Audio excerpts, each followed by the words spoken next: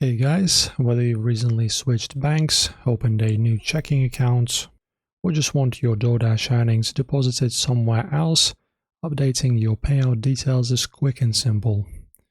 So first, let's navigate to your Earnings tab, where your payouts and banking details are managed.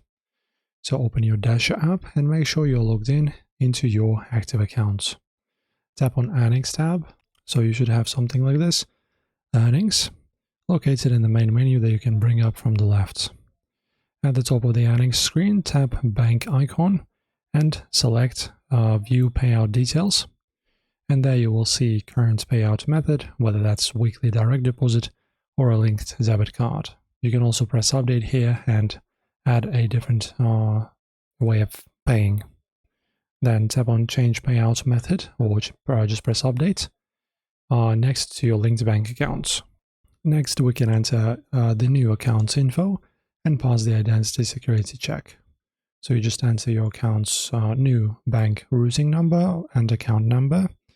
Double check every single digit carefully. If the routing number is off by even one digit, your paycheck could be delayed or bounce back. Once entered, tap Save or Submit.